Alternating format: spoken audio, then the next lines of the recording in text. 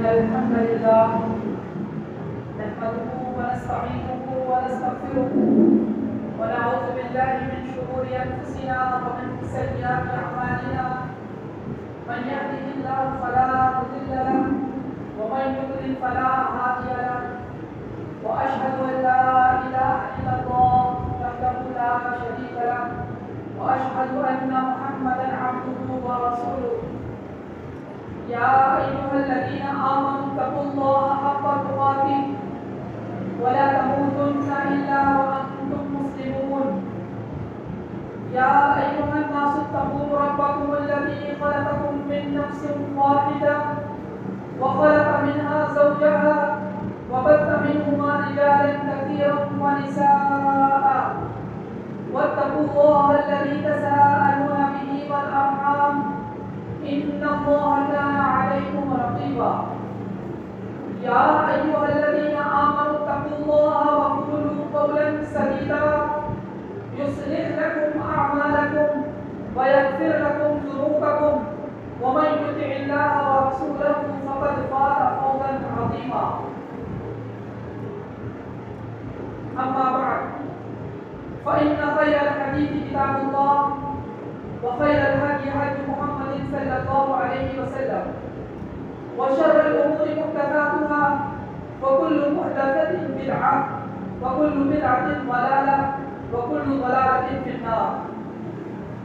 قال الله تعالى: قاف والقرآن المجيد بل عجبوا أن جاءهم منذر منهم فقال الكافرون هذا شيء عجيب أإذا متنا وكنا ترابا ذلك رجع بعيد قد علمنا ما تنقص الأرض منهم وعندنا كتاب حفيظ بل كذبوا بالحق لما جاءهم فهم في أمر مريج أفلم ينظروا إلى السماء فوقهم كيف بنيناها وزيناها وما لها من فروج والأرض مددناها وألقينا فيها رواسي وأنبتنا فيها من كل زوج بهيج تبصرة وذكرى لكل عبد منيب.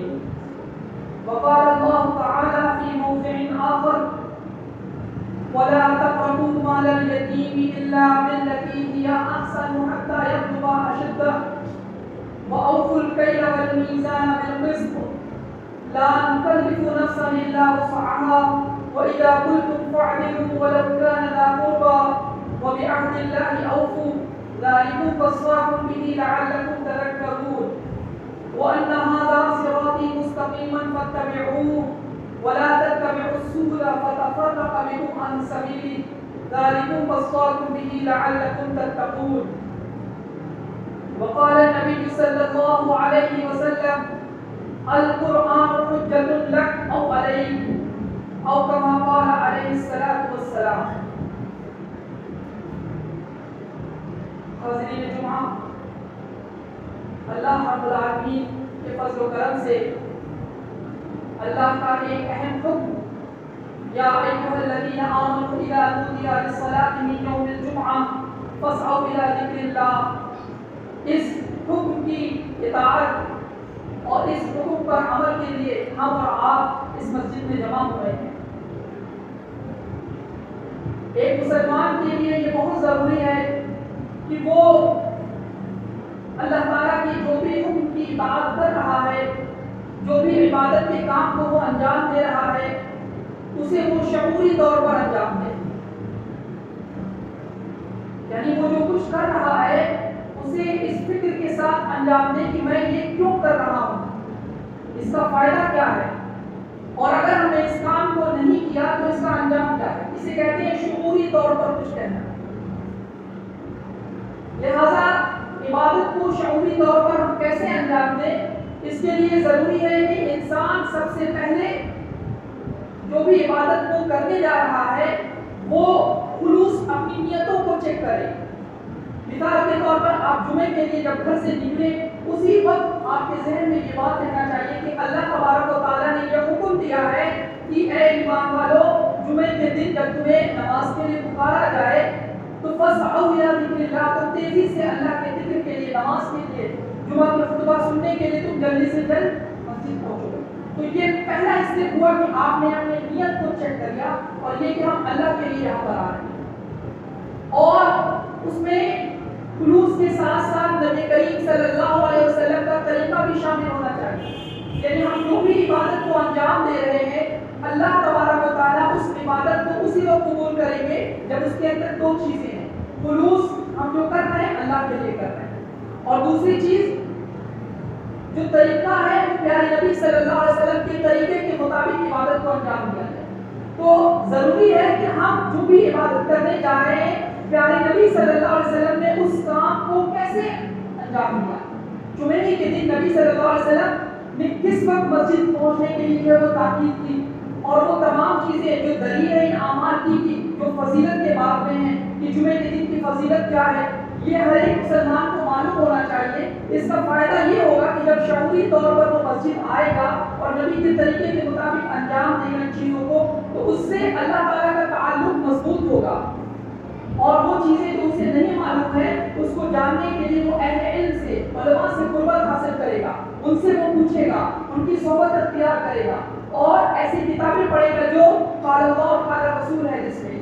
اس کا فائدہ یہ ہوگا کہ انسان دھیرے دھیرے دھیرے اللہ تعالیٰ کے قریب ہو جائے گا، اور اگر ہم اس اپروچ کو، اس طریقے کو چھوڑ دیتے ہیں اور ایک ٹریڈیشنل جو طریقہ ہے کہ بس اذان ہوئی سب لوگ جا رہے ہیں ہم بھی نہا دھو کے آ گئے، کسی طرح نماز پڑھا اور فارغ ہو گئے، تو یاد رکھیے ہمارے نہ تو ہماری نیت صحیح رہے گی، نہ اللہ تعالیٰ کے تعلق سے جو محبت ہے اس میں اضافہ ہوگا، اور ہم برائی میں بھی اسی طریقے سے ملوث رہیں گے۔ تو اصل چیز جو خلاصہ ہے وہ یہ کہ ہم جو بھی عبادت کے کام کو انجام دیں اپنی نیتوں کو چیک کریں، اور اس کام کو نبی نے کیسے انجام دیا ہے علماء کے ذریعے، کتابوں کے ذریعے، صحیح حدیث کے ذریعے ہم اس چیزوں کو جاننے کی کوشش کریں۔ اور یہ سلسلہ کب تک رہے گا؟ امام احمد بن حنبل، امام اہل السنہ والجماعہ کیا کہتے ہیں؟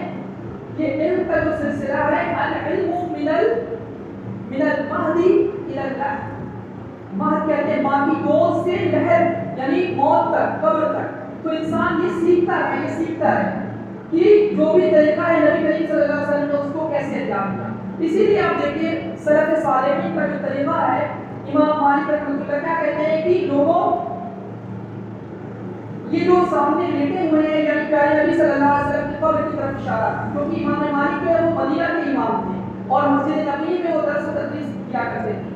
تو امام مالک رحمۃ اللہ نے اپنے طلاب کو، اپنے شاگردوں کو کہا اللہ کے نبی کے علاوہ دنیا کے تمام لوگوں کی باتوں کو لیا بھی جائے گا اور رد بھی کیا جائے گا۔ تو پتہ یہ چلا کہ اللہ کے نبی صلی اللہ علیہ وسلم کی بات ہم جو بھی انجام دے رہے ہیں عبادت، اس میں نبی کا طریقہ کیا ہے اس کی دلیل کو جاننے کی کوشش کرنا یہ ہر ایک مسلمان کے اوپر فرض ہے، جو پیارے نبی صلی اللہ علیہ وسلم کی حدیث سے بھی ثابت ہے، طلب العلم فریضہ علی کل مسلم، کہ ہر ایک مسلمان کے اوپر علم کا حاصل کرنا فرض ہے۔ وہ کون سا علم؟ یعنی شریعت کے وہ احکام جس کا وہ مکلف ہے، مثال کے طور پر عقیدہ ہے، نماز ہے، روزہ ہے، یا اللہ نے مال دیا، زکوٰۃ اور حج ہے، تو تمام چیزیں جو شریعت نے اس کا مکلف بنایا ہے، پہلی چیز یہ ہے اہل ایمان کو چاہیے کہ وہ اس کا علم حاصل کرے، وہ دلائل کو جاننے کی کوشش کرے کہ نبی صلی اللہ علیہ وسلم نے اس چیز کو کس کیفیت کے ساتھ اور کس طریقے سے انجام دیا۔ تو میرے بھائی یہ کچھ تمہیدی باتیں تھیں جو خطبہ جمعہ میں جو آیات پڑھی گئی ہیں تب اس کی وضاحت، ان احادیث کی اور ان آیات کی وضاحت بیان کی جائے۔ آپ کے سامنے یہ تمہیدی بات ہم نے رکھا کہ ایک مسلمان کو چاہیے وہ شعوری طور پر اپنی زندگی کو گزارے، وہ شعوری طور پر عبادت کو انجام دے، جو کام بھی کرے اسے کوشش یہ کرے کہ نبی صلی اللہ علیہ وسلم نے کیسے کیا، اور اس کا مقصد کیا ہونا چاہیے کہ ہم یہ جو کچھ کر رہے ہیں اللہ تعالیٰ ہم سے خوش ہو جائے۔ تو انشاءاللہ تعالیٰ جب ہماری نیت خالص رہے گی، ہمارا طریقہ نبی کریم صلی اللہ علیہ وسلم کے طریقے کے مطابق رہے گا، تو انشاءاللہ تعالیٰ وہ عمل کو اللہ تعالیٰ قبول کریں گے، اور وہ آخرت میں ہماری مغفرت، ہماری نجات اور جنت کے بلند درجے کے حصول کا ذریعہ بنے گا۔ بہرحال آج کے خطبہ جمعے میں آپ کے سامنے قرآن کریم کی ایک آیت، ایک نہیں بلکہ دو آیت ہے، اور گزشتہ جمعے میں اس آیت سے پہلے والی جو آیت تھی سورہ انعام کی آیت نمبر 151، 152 اور 153، اس آیت کے سلسلے میں ابن ابی حاتم رحمہ اللہ عبداللہ ابن مسعود رضی اللہ تعالیٰ عنہ کا ایک اثر نقل کرتے ہیں کہ عبداللہ ابن مسعود رضی اللہ تعالی عنہ نے کہا کہ اگر کوئی شخص اس وصیت کو جاننا چاہتا ہے جس پر پیارے نبی صلی اللہ علیہ وسلم کی مہر لگی ہوئی ہے، عبداللہ بن مسعود رضی اللہ عنہ نے کیا کہا، اگر کوئی شخص اس وصیت کو جاننا چاہتا ہے جس پر نبی کریم صلی اللہ علیہ وسلم کی مہر لگی ہوئی ہے تو اسے چاہیے کہ وہ ان 3 آیات کی تلاوت کرے۔ اشارہ کس طرف ہے؟ سورہ انعام کی آیت نمبر 151، 152 اور 153۔ گزشتہ جمعے میں جو پہلی آیت تھی 151، اس کو جو مختصر سا ترجمہ ہے وہ آپ کے سامنے پیش کریں۔ اللہ فرماتے ہیں قل تعالوا اتل ما حرم ربكم عليكم الا تشركوا به شيئا وبالوالدين احسانا ولا تقتلوا اولادكم من املاق نحن نرزقكم واياهم ولا تقربوا الفواحش ما ظهر منها وما بطن ولا تقتلوا النفس التي حرم الله الا بالحق ذلكم وصاكم به لعلكم تعقلون۔ یہ پہلی حدیث ہے، اس میں اللہ تعالیٰ کہہ رہے ہیں اے نبی صلی اللہ علیہ وسلم آپ لوگوں کو یہ بتائیے کہ اے لوگوں، اے مسلمانوں، آؤ تعالوا آؤ اتلو ما حرم ربکم علیکم، میں تمہیں بتاؤں کہ کن کن چیزوں کو اللہ تعالیٰ نے تمہارے اوپر حرام قرار دیا ہے، کیونکہ جو شریعت اسلامیہ ہے وہ دراصل حلال و حرام ان دونوں چیزوں کا مرکب ہے۔ اللہ نے بعض چیزوں کو حلال کیا اور بعض چیزوں کو حرام کیا، لہذا اہل ایمان پر ضروری ہے کہ وہ ان چیزوں کا علم حاصل کرے کہ اللہ نے اس کے لیے کیا حلال کیا اور کیا حرام کیا، اور اس کا طریقہ کیا ہے، اس کا سورس اور ذریعہ کیا ہے، کتاب اللہ اور سنت رسول۔ جو چیز کتاب اللہ میں حرام ہے، جس چیز کو نبی کریم صلی اللہ علیہ وسلم نے حرام قرار دیا وہ قیامت کی صبح تک حرام ہے، اسی طریقے سے جس کو کتاب اللہ اور سنت رسول نے حلال قرار دیا وہ قیامت کی صبح تک حلال ہے۔ تو یہ وہ اپروچ، یہ وہ طریقہ جو اہل ایمان کا ہونا چاہیے کہ وہ ہر معاملے میں قال اللہ اور قال رسول کو پتہ کرنے کی کوشش کرے۔ تو یہاں پر جو نصیحت کی گئی ہے، عبداللہ بن مسعود کیا کہتے ہیں کہ یہ اتنی عظیم نصیحت ہے کہ اگر کوئی مختصر سے یہ جاننا چاہتا ہے اسلام کیا ہے، اسلام کا دار و مدار کن چیزوں پر ہے، تو اس وصیت کو پڑھے۔ یہ 3 آیت کے اندر 10 نصیحتیں ہیں، 10 عظیم نصیحتیں ہیں۔ میں انشاءاللہ صرف اس کا ترجمہ آپ کے سامنے پیش کروں گا۔ اللہ تعالیٰ کہتے ہیں قل اے نبی آپ کہیے تعالوا آؤ اتلو ما حرم ربکم علیکم، آؤ میں تمہیں بتاؤں کہ کس چیز کو اللہ نے تم پر حرام قرار دیا، اللہ تشرکوا به شیئا، کہ تم اللہ کے ساتھ اللہ کی مخلوقات میں سے کسی بھی چیز کو اللہ کا شریک نہ بناؤ۔ سب سے عظیم جو گناہ ہے وہ کیا ہے؟ شرک۔ تو اللہ تعالیٰ نے کیا کہا؟ سب سے پہلی چیز جس سے اہل ایمان کو سب سے زیادہ چوکنا رہنا ہے وہ کیا؟ کہ وہ اللہ کے ساتھ شرک نہ کرے۔ اللہ کی ربوبیت میں، اللہ کی الوہیت میں اور اللہ کی اسماء و صفات میں، یہ وہ 3 اصطلاح ہے۔ آپ کو چاہیے کہ اہل علم سے اس کی وضاحت اور اس کی تفصیل علم حاصل کرے، اس کا موقع نہیں ہے۔ تو یہ 3 چیزیں، اللہ کی ربوبیت، اللہ کی الوہیت اور اللہ کی اسماء و صفات میں کسی چیز کو، کسی مخلوق کو شریک کرنا، یہ اللہ تعالیٰ کے ساتھ شرک کرنا ہے۔ اور اللہ کے نبی صلی اللہ علیہ وسلم کی حدیث ہے، اس کا مفہوم ہے کہ اس میں یہ حدیث قدسی ہے اور اللہ کے نبی صلی اللہ علیہ وسلم کہتے ہیں کہ اللہ تعالیٰ نے کہا کہ اے ابن آدم، حدیث کا مفہوم ہے کہ تو کتنی بھی گناہ کر کے اللہ کے پاس آتا، کتنی بھی گناہ کر کے اللہ کے پاس آ، اور تجھے یہ امید ہے اللہ تعالیٰ تجھے معاف کر دے گا، اور تو نے شرک نہیں اگر کیا ہے تو انشاءاللہ اللہ تعالیٰ تمہارے ساری گناہوں کو معاف کر دے گا۔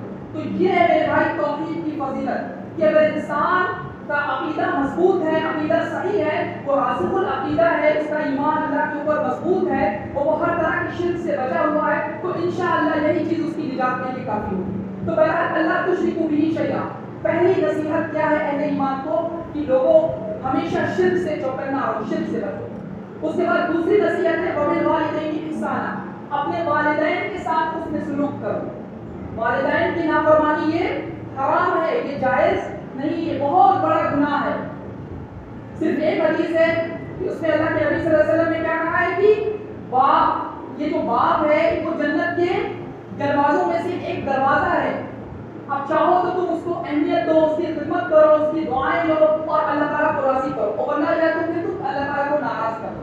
تو اور بھی کئی ساری احادیث ہیں، تفصیل میں جانے کا موقع نہیں ہے۔ اصل چیز یہ ہے کہ جس طرح شرک حرام ہے اسی طریقے سے اپنے حق کے بعد اللہ نے انسانوں کو یہ بتایا کہ والدین کی قدر کرنا، وہ ایک اللہ کی نعمتوں میں سے ایک عظیم نعمت ہے، ان کے ذریعے تم آسانی سے جنت کو حاصل کر سکتے ہو۔ لہٰذا ہر معروف میں، ہر بھلی چیز میں ماں باپ کے ساتھ اس میں سلوک کرنا چاہیے اور ہمیشہ نرمی سے ان کے ساتھ پیش آنا چاہیے۔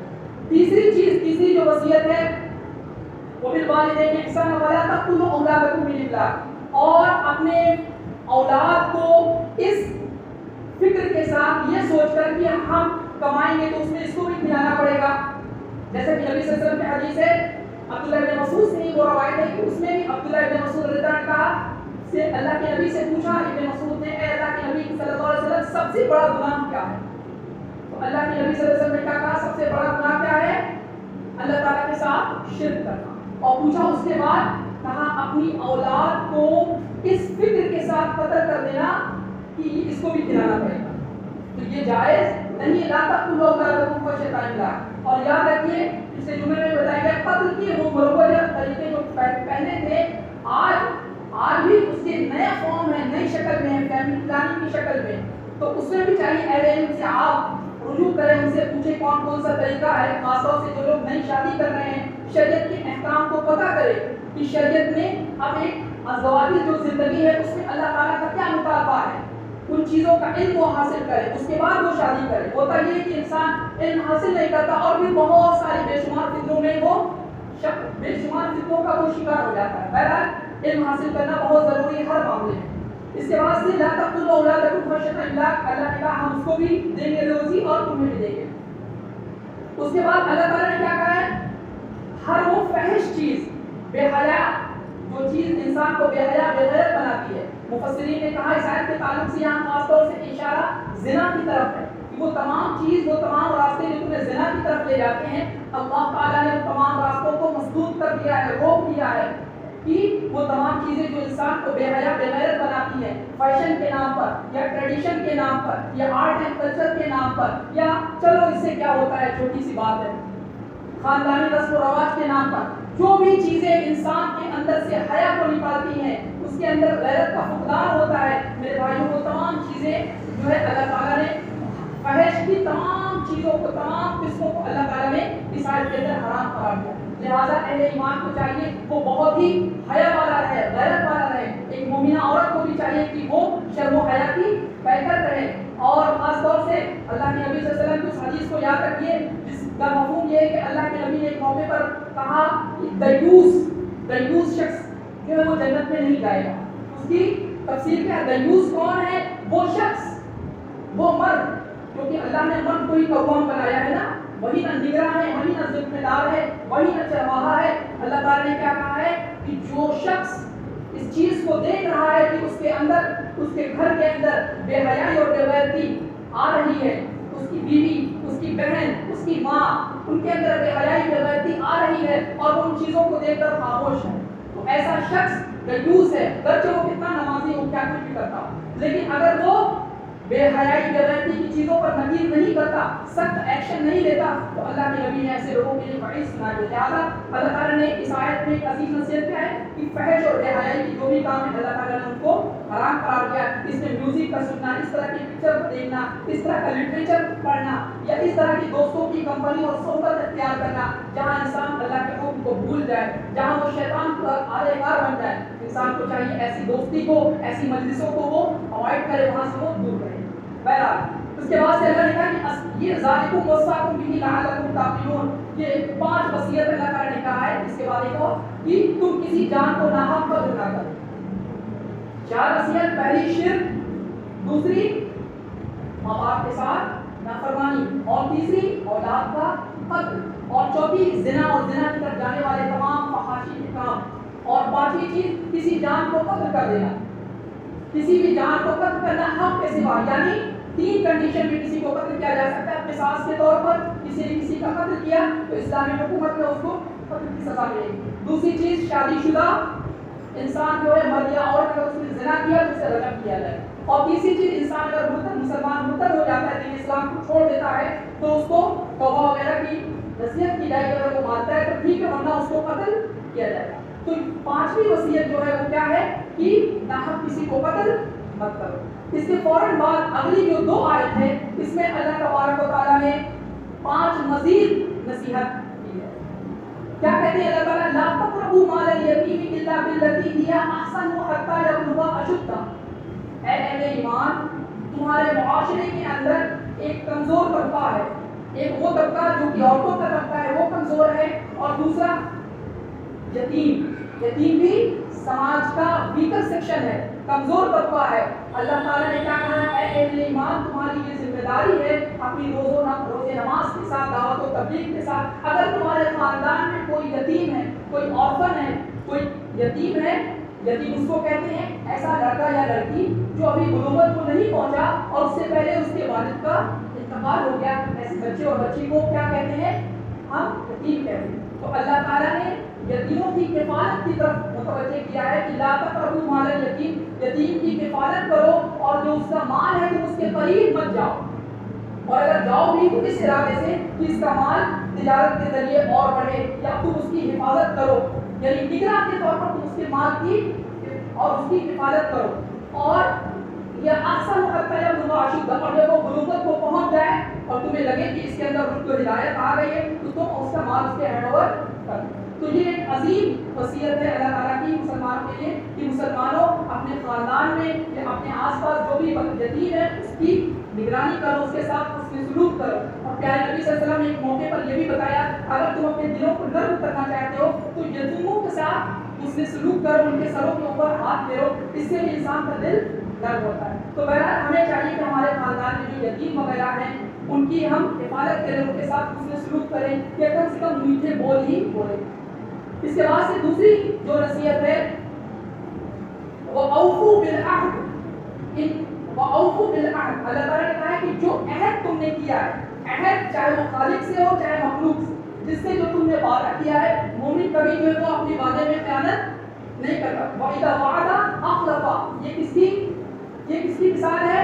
منافقین کی. وہ وعدہ کرتا ہے تو اس کے خلاف کرتا ہے. اس کے برعکس مومن جب بھی کسی سے وعدہ کرتا ہے تو وہ اس کو نبھاتا ہے. تو ہمیں ایک وعدہ جو ہم نے اللہ سے کیا ہے، الستو بربکم، جب اللہ نے پوچھا تھا تو ہم نے کہا نہیں اللہ آپ ہی ہمارے رب ہیں. دنیا میں اللہ کی عبادت کرنا، شرک سے دور رہنا، توحید پر جمے رہنا، اسلام پر صبر و استقامت اختیار کرنا. تو یہ وہ وعدہ ہے جو ہم نے اللہ تعالیٰ سے کیا تھا عالم ارواح میں. تو ایک تو وہ وعدہ، اور دوسرا وعدہ کیا ہے جو عوام الناس کے لوگوں میں، خاندان میں، پڑوس میں، رشتہ داروں سے ہم کسی موقع پر کچھ وعدہ کرتے ہیں تو مومنوں کو چاہیے کہ وہ جب وعدہ کرے تو سوچ سمجھ کر کرے. کیوں؟ کیونکہ اس کو نبھانا ہے، اور اگر اس نے اس کی خلاف ورزی کی تو یاد رکھیے یہ ایک حرام کام ہے جس کو اللہ تعالیٰ نے حرام کہا ہے. تو بہرحال وَأَوْفُوا بِالْعَهْدِ، اپنے وعدے کو پورا کرو. اس کے بعد اللہ تعالیٰ نے کیا کہا ہے؟ وَأَوْفُوا الْكَيْلَ وَالْمِيزَانَ بِالْقِسْطِ. وَأَوْفُوا الْكَيْلَ وَالْمِيزَانَ بِالْقِسْطِ. اور جب تم ناپ تول کرو، یعنی جب تم ناپ کر دو یا ناپ کر لو کسی سے، اس وقت بھی تم کیا کرو کہ عدل اور انصاف کے ساتھ کام کرو. کیونکہ ہوتا کیا تھا خاص طور سے ایام جاہلیت میں، لوگوں کو جب کچھ لینا رہتا تھا تو بہت اچھے سے دیکھ کے اپنے ہاتھ میں لیتے، اور جب دینا رہتا تھا تو لوگ ڈنڈی مانگتے تھے اور کم دیتے. تو اللہ تعالیٰ نے تو یہ اتنی سخت بات کی کہ باقاعدہ ایک پوری قوم شعیب، اس کو اللہ تعالیٰ نے ہلاک قرار دیا. اللہ تعالیٰ نے ایک سورہ کی اسٹارٹنگ ہی یہ کی وَيْلٌ لِّلْمُطَفِّفِينَ، تباہی ہے اور ویل ہے، بربادی ہے ایسے لوگوں کے لیے جو ڈنڈی مارتے ہیں. دیتے وقت تو خوب دبا کے لیتے ہیں اور جب دینا رہتا ہے تو پھر وہ ڈنڈی مارتے ہیں. بہرحال خاص طور سے تاکہ حضرات اس بات کو یاد رکھیں کہ ناپ تول میں کمی کرنا یہ کوئی معمولی بات نہیں ہے. ہمیں اللہ تعالیٰ سے ڈرتے رہنا چاہیے اور نبی کی اس فضیلت کو یاد رکھنا چاہیے جو نیک صالح ایماندار تاجر کے حق میں ہے کہ وہ انشاءاللہ قیامت کے دن جو تاجر جو ہے کہ اپنی ایمانداری کے ساتھ تجارت کرتا ہے وہ انشاءاللہ انبیاء اور صدیقین کے ساتھ ہوگا. تو بہرحال وَأَوْفُوا الْكَيْلَ وَالْمِيزَانَ بِالْقِسْطِ لَا نُكَلِّفُ نَفْسًا إِلَّا وُسْعَهَا. اللہ نے یہاں پر ایک کنڈیشن یہ لگا دی اپنے بھر سے جتنا ہو سکے ناپ تول میں تم صحیح سے کرو. اس کے بعد بھی اگر کوئی غلطی ہو ہی جاتی ہے، ایک دم ایگزیکٹ انسان نہیں کر پائے گا، تو اللہ نے کہا ہے کہ اگر کچھ ایسی غلطی ہو جاتی تو اللہ تعالیٰ اس کو معاف کر دے. وَإِذَا قُلْتُمْ فَاعْدِلُوا، اگلی نصیحت ہے اور جب تم بات کرو انصاف کی بات کرو. وَلَوْ كَانَ ذَا قُرْبَىٰ، اگرچہ معاملہ تمہارے جو ہے وہ اپنے عزیز و قریب ہی کا کیا ہو. یعنی ایمان والا جب بھی زبان کرتا ہے، بولتا ہے، یا جب بھی وہ کسی کی شہادت دیتا ہے، قول الزور یعنی وہ بری بات اور جھوٹ سے بالکل دور رہتا ہے، جب بھی کہتا ہے سچ کہتا ہے. کسی چیز کو اللہ تعالیٰ نے قرآن میں دوسری جگہ کہا یا ایھا الذین آمنوا کونوا قوامین بالقسط شہداء للہ ولو علی انفسکم او الوالدین والاقربین. اللہ نے کہا کہ اے اہل ایمان، اے ایمان والو، تم عدل و انصاف کے اوپر جم جاؤ، اگرچہ گواہی تمہارے اپنے خلاف ہی کیوں نہ جاؤ، ولو علی انفسکم او الوالدین، اگر تمہیں سچ بات کہہ رہے ہو اور وہ چیز تمہارے ماں باپ ہی کے خلاف کیوں نہ جائے، او الاقربین یا عزیز و رشتہ دار کے خلاف کیوں نہ جائے، لیکن تم کہو تو سچ کہو۔ میرے بھائیوں، اکثر معاشرے میں دیکھا جاتا ہے کہ دیندار لوگ بھی جب معاملہ ایسا آتا ہے سوچتے ہیں ابا پھنس نہ جائے، چچا پھنس نہ جائے، یا یہ ہمارے عزیز و قریب دوست پھنس نہ جائے، تو وہ اس موقع کے اوپر حق کوئی سے کام نہیں لیتا۔ اسے یاد رکھنا چاہیے، یہ بھی عبادت میں شامل ہے کہ انسان جب بھی بولے حق بولے، ورنہ وہ خاموش ہے۔ تو بہرحال یہ ایک اہم نصیحت تھی کہ انسان کو چاہیے کہ وہ عدل و انصاف کی بات کرے، دشمن کے حق میں بھی۔ اللہ نے کہا لا یجرمنکم شنآن قوم علی الا تعدلوا اعدلوا، کسی قوم کی دشمنی تمہیں ناانصافی پر نہ ابھارے، یعنی مومن کبھی ناانصافی کی بات کر ہی نہیں سکتا۔ تو بہرحال یہ ایک عظیم نصیحت تھی کہ اس میں اللہ تعالیٰ نے کیا کہا ہے، وَبِعَهْدِ اللَّهِ أَوْفُوا ذَلِكُمْ وَصَّاكُمْ بِهِ لَعَلَّكُمْ تَذَكَّرُونَ، کہ تم ہمیشہ انصاف کی بات کرو، یہ اللہ تعالیٰ کی وصیت ہے تمہیں، اور امید ہے کہ تم اس وصیت کو تذکرون یاد رکھو گے۔ تذکیر کا مطلب ہوتا ہے یاد دہانی، ریمائنڈر، یہ چیزیں تمہیں یاد رہیں گی۔ تو گویا یہ 9 نصیحت ہو گئی۔ تب اس کی آخری نصیحت آپ کے سامنے بیان کیا جائے، ایک بار ہلکا سا اعادہ۔ پہلی چیز کیا تھی اللہ تعالیٰ کی طرف سے نصیحت، شرک مت کرنا۔ دوسری چیز بھائیوں ماں باپ کی نافرمانی مت کرنا۔ تیسری چیز کیا تھی، اولاد کو قتل لا تقتلوا اولادکم، اولاد کو قتل کبھی مت کرنا، اللہ تم کو بھی کھلا رہا ہے اس کو بھی کھلائے گا، جو آ رہا ہے اس کو آنے دو، لا تقتلوا اولادکم خشیۃ املاق۔ اس کے بعد سے اللہ نے کہا ہر فحش بے حیائی بغیرتی سے دور رہو۔ مومن مرد اور عورت کو شرم و حیا کی بہتر ہوتی ہے، ان کا اخلاق ایسا نہیں ہوتا ہے، وہ عفت مند ہوتی ہیں، عزت والیاں ہوتی ہیں، وہ ایسی بے حیا چیزیں نہ منہ سے نکالتی ہیں، نہ عمل سے کوئی ایسی چیزیں ظاہر کرتی۔ مومن کو شرم و حیا کا، مومنہ کو شرم و حیا کا بہتر ہونا چاہیے۔ پانچویں چیز کبھی کسی کا ناحق قتل نہ کرنا۔ چھٹی چیز کیا ہے، یتیم کی کفالت کرنا، اس کے مال کو جو ہے غصب کرنے کی کوشش نہ کرنا۔ وَلَا تَقْرَبُوا مَالَ الْيَتِيمِ إِلَّا بِالتِّي هِيَ أَحْسَنُ، اس کے بعد سے وَأَوْفُوا بِالْعَهْدِ، اور اپنے وعدے کو پورا کرنا۔ وَأَوْفُوا الْكَيْلَ وَالْمِيزَانَ بِالْقِسْطِ، اسی طریقے سے تو جب نام تول کرو تو ایمانداری سے کرو۔ وَبِعَهْدِ اللَّهِ أَوْفُوا، اپنے وعدے کو نبھاؤ، اور نبی نصیحت وَإِذَا قُلْتُمْ فَاعْدِلُوا، جب بھی بات کرو انصاف کی بات کرو۔ اور آخری آیت ہے اللہ تعالیٰ کیا کہتے ہیں، وَأَنَّ هَذَا صِرَاطِي مُسْتَقِيمًا فَاتَّبِعُوهُ، اور یہی میرا سیدھا راستہ ہے، بس تم اس کی اتباع کرو۔ یہ جو 9 نصیحت کرنے کے بعد یہ کنکلوژن ہے، یہ خلاصہ ہے کہ یہ کوئی معمولی بات نہیں ہے۔ صراط مستقیم کون ہے میرے بھائی؟ اسلام کا سینونیم، اس کا پریاواچی ہے صراط مستقیم۔ کس کو کہتے ہیں؟ اسلام کو کہتے ہیں۔ تو اللہ تعالیٰ کیا کہہ رہے ہیں ان 9 نصیحت کے بعد، یہی تو عین اسلام ہے۔ وَأَنَّ هَذَا صِرَاطِي مُسْتَقِيمًا، یہی تو سیدھا راستہ ہے۔ فَاتَّبِعُوهُ، اے اہل ایمان اس کی اتباع کرو۔ جو حرمت تمہارے سامنے بیان کی گئی ہے، اس کی حرمت کو تم حرمت سمجھو۔ اس کا علم ہو جانے کے بعد ان چیزوں کا ارتکاب مت کرو، ان چیزوں میں ملبس اور انڈلج مت ہو جاؤ۔ تو اللہ نے کہا ہے وَأَنَّ هَذَا صِرَاطِي مُسْتَقِيمًا فَاتَّبِعُوهُ، اے نبی آپ کہہ دیجیے کہ یہی تو میرا راستہ ہے، تم اس کی اتباع کرو۔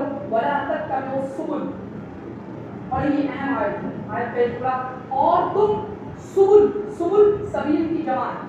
سبیل کا مطلب ہوتا ہے راستہ، مفرد واحد، اور مفسرین اہل علم کیا کہتے ہیں، سبیل سے مراد کیا ہے، اسلام، وہ اسلام جو قال اللہ قال رسول میں محصور ہے، وہ اسلام جو اللہ کی کتاب اور نبی کریم صلی اللہ علیہ وسلم کی احادیث صحیحہ میں ہے، وہ اسلام جس کے بارے میں اللہ کے نبی صلی اللہ علیہ وسلم نے کہا تھا ما انا علیہ واصحابی، وہ سبیل، وہ اسلام۔ اس کے علاوہ باقی تمام چیزیں کے بارے میں کیا کہا اللہ کے نبی نے، اللہ تعالیٰ کہتے وَلَا تَتَّبِعُوا السُّبُلَ، اور سبیل کی جمع راستے، بہت سارے جو راستے ہیں دین کے نام پر، جو بہت سارے ایسے مذاہب ہیں، جو فقہی مذاہب ہیں، جو کتاب اللہ سنت سے رسول سے دور ہو کر اپنی اپنی تشریح کرتے ہیں، احادیث صحیحہ کے آ جانے کے بعد بھی وہ قول اماموں کے قولوں کو پیش کرتے ہیں۔ اسی طریقے سے وہ ایسے اعتقادی فرقے جو وہ اعتقاد، وہ توحید، وہ عقیدت اللہ کے نبی اور صحابہ نے کیا، اس کو چھوڑ کر وہ الگ الگ طریقے کی تعبیر کرتے ہیں، اسماء و صفات کے اندر تحریف کرتے ہیں۔ ایسے تمام اعتقادی فرقے یہ سب کیا اصول ہیں، یہ سب الگ الگ راستے ہیں۔ اور ایک موقع کے اوپر عبداللہ ابن مسعود رضی اللہ عنہ نے کیا کہا، ایک موقع کے اوپر اللہ کے نبی صلی اللہ علیہ وسلم نے، یہ مسند احمد کی روایت ہے، ایک موقع کے اوپر اللہ کے نبی صلی اللہ علیہ وسلم نے زمین کے اوپر ایک لکیر کھینچی، ایک لکیر، سیدھی لکیر کھینچی اور کہا یہ میرا راستہ ہے، یہ میرا راستہ ہے. اور اللہ کے نبی نے کچھ لکیریں ترچھی ترچھی اور کھینچی اس سیدھی لکیر کے علاوہ اور کہا یہ وہ راستے ہیں جس کے اوپر شیطان بیٹھا ہوا ہے اور وہ بلاتا ہے, وہ دعوت دیتا ہے. لہٰذا تمہیں چاہیے کہ یہ جو سیدھا راستہ ہے, جو صراط مستقیم ہے, جو قال اللہ اور قال رسول ہے, جو سلف صالحین کا راستہ ہے, تمہارے اوپر لازم ہے تم اس راستے کے اوپر چلو. کیوں؟ کیونکہ اس کا انجام جنت ہے, اور اس کے علاوہ جو باقی راستے ہیں وہ انسان کو جہنم کی طرف لے جانے والے ہیں. تو لہٰذا پتہ یہ چلا کہ اگر ہم یہ چاہتے ہیں ہم جنت حاصل کریں تو ہمیں صراط مستقیم کو اختیار کرنا ہے. اور صراط مستقیم کیا ہے؟ وہی جو منہج صحابہ ہے, وہی قال اللہ اور قال رسول کا جس قدر ہمیں علم ہوگا, اور علماء حق, علماء اہل سنہ والجماعہ, علماء اہل حدیث سے جس طریقے سے ہمارا تعلق مضبوط ہوگا, ان کی رہنمائی میں ہم دن بدن عین اسلام سے قریب ہوں گے. ہمارے دل اللہ کے نبی صلی اللہ علیہ وسلم کی ہمارے دلوں میں اللہ کی محبت میں اضافہ ہوگا, اللہ کے نبی صلی اللہ علیہ وسلم کی سنتوں پر عمل کرنے کا شوق اور جذبہ پیدا ہوگا. اور میرے بھائیوں, اگر ہم نے اس راستے کو چھوڑ کر اور کوئی راستہ اختیار کیا تو دنیا کے رجسٹر میں تو ہم لوگ مسلمان رہیں گے, لیکن قیامت کے دن ہمارا معاملہ کس کے ساتھ ہوگا؟ اللہ تعالیٰ سے ہمیں اپنی پناہ میں رکھے. لہٰذا فاتبعوہ, اللہ کا حکم کیا ہے آخر نصیحت کے بعد؟ اسی راستے کی تم اتباع کرو, صحابہ کے راستے کے اوپر جمے رہو. اور آخر میں اللہ نے کہا ذالکم وصاکم بہ لعلکم تتقون, یہ وصیت ہے, یہ اللہ تعالیٰ کی نصیحت ہے تاکہ تمہارے اندر تقویٰ پیدا ہو. آخری بات تقوی کے تعلق سے کہ عبداللہ ابن مسعود رضی اللہ تعالیٰ کا ایک اثر ہے, اس میں عبداللہ ابن مسعود سے پوچھا گیا ہے عبداللہ ابن مسعود حق تقاتی, اللہ تعالیٰ سے اسی طرح ڈرو جس طرح اللہ تعالیٰ سے ڈرنے کا حق ہے. اس کا مطلب کیا ہے؟ عبداللہ ابن مسعود رضی اللہ تعالیٰ نے اس موقع پر 3 باتیں بیان کی. پہلا جملہ انہوں نے یہ کہا اللہ سے اسی طرح ڈرو جس طرح ڈرنے کا حق ہے. اس کا مطلب یہ ہے کہ اللہ تعالیٰ کی اطاعت کی جائے اور اس کی نافرمانی نہ کی جائے. جن چیزوں کا اللہ نے حکم دیا, جو اوامر ہیں, ان کو اختیار کیا جائے. جو مناہی ہے, جو نافرمانی کے کام ہے, جو حرام کام, اس سے بچا جائے. اگر کوئی شخص ایسا کر رہا ہے تو اس کے اندر تقویٰ ہے. اور دوسری چیز کیا کہا کہ تم اللہ تعالیٰ کو یاد کرتے رہو, اللہ سے غافل مت رہو. تم ہمیشہ سوتے جاگتے دوستوں کے بیچ, پرائیویٹ میں, خلوت جلوت, کہیں پر بھی ہو, اندھیری تنہائی میں ہو, تمہارے ہاتھ میں موبائل ہو, اس وقت بھی تمہیں شعور ہونا چاہیے کوئی دیکھے نہ دیکھے اللہ تعالیٰ کو.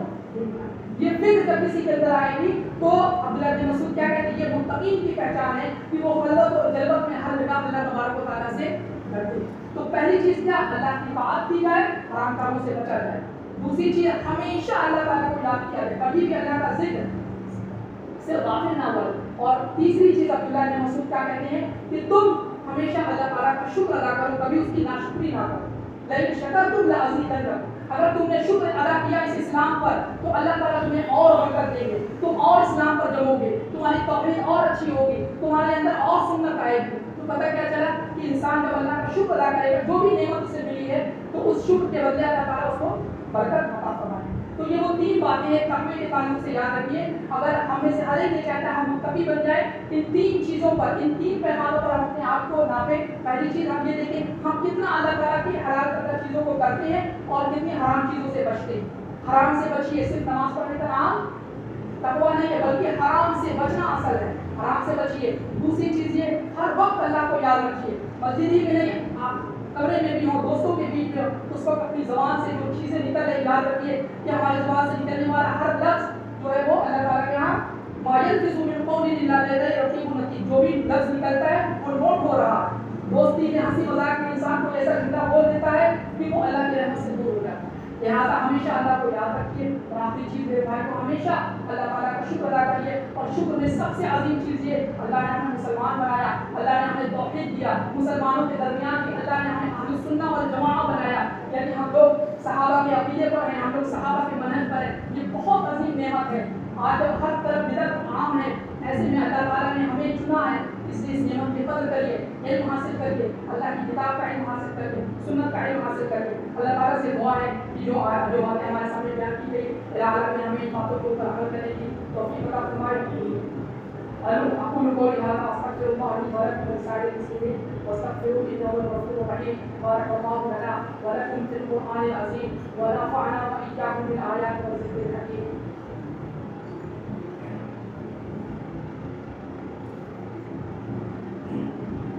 الحمد لله رب العالمين والصلاة والسلام على سيد المرسلين اللهم صل على محمد وعلى آل محمد كما صليت على إبراهيم وعلى آل إبراهيم إنك حميد مجيد اللهم بارك على محمد وعلى آل محمد كما باركت على إبراهيم وعلى آل إبراهيم إنك حميد مجيد إن الله يأمر بالعدل والإحسان وإيتاء ذي القربى وينهى عن الفحشاء والمنكر والبغي يعظكم لعلكم تذكرون ولذكر الله تعالى أعلى وأولى وأعز وأجل وأتم وأحب وأعظم وأكبر عباد الله قوموا إلى الصلاة